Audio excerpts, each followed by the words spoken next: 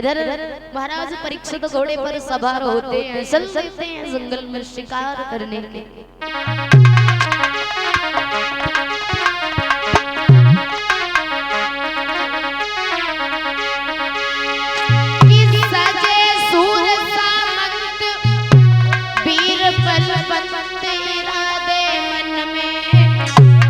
और कंधा पे धनुष और बाण रे कहते भलैया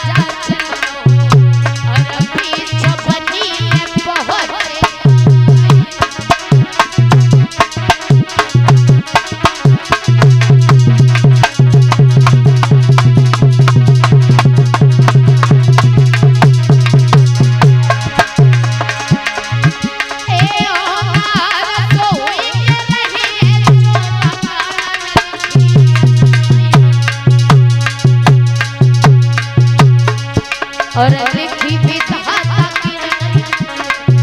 और तो मना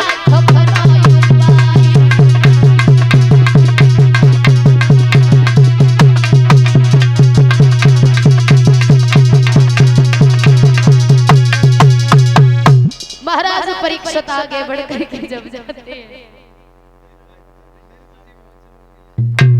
इधर सामने से क्या देखा महाराज परीक्षित ने कि सामने से गाय आ रही थी। गाय जब थोड़ा और गौर से देखा उस गाय के पीछे बैल आ रहा था, उस बैल के पीछे से काला कलूटा सा चांद डाल आ रहा था।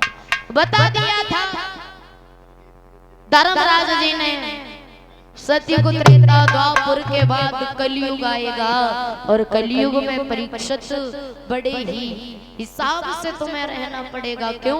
क्योंकि कलयुग में जो धर्म है उसको बचाना बहुत मुश्किल होगा।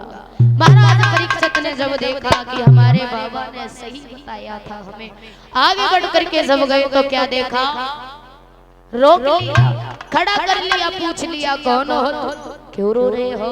और जब गाय ने देखा तो वो गाय मानव की भाषा में आवाज लगा कर कहने लगी,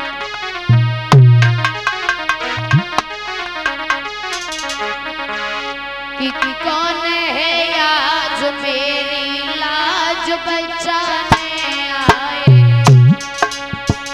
कौन है आज मेरी लाज बचाने आए,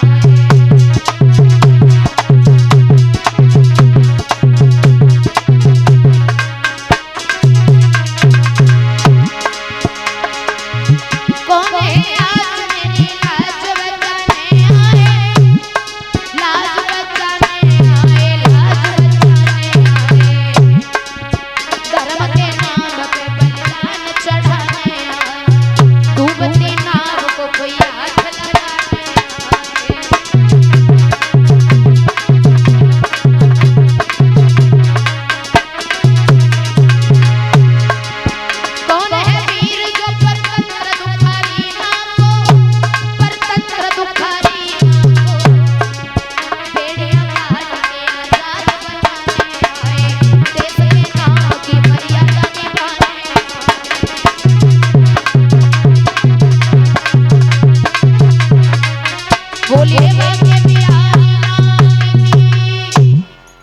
सभी भक्त एक प्यारा सा कीर्तन बोलेंगे और उसके बाद में आरती करेंगे और यहाँ से आगे की कथा रात्रि में सभी भक्त श्रवण करेंगे और रात्रि में तथा 8 बजे से शुभारंभ हो जाएगी और 11 बजे आरती हो जाएगी। ठीक है, तो सभी भक्त रात्रि में कथा सुनने के लिए आएंगे और देखो जल्दी से जल्दी आ जाओगे तो ठीक रहेगा क्योंकि सर्दी काफी होती है नाइट को, इसलिए और फिर आपके यहाँ वैसे भी नाइट में कथा कुछ ज्यादा ही पसंद करते हैं।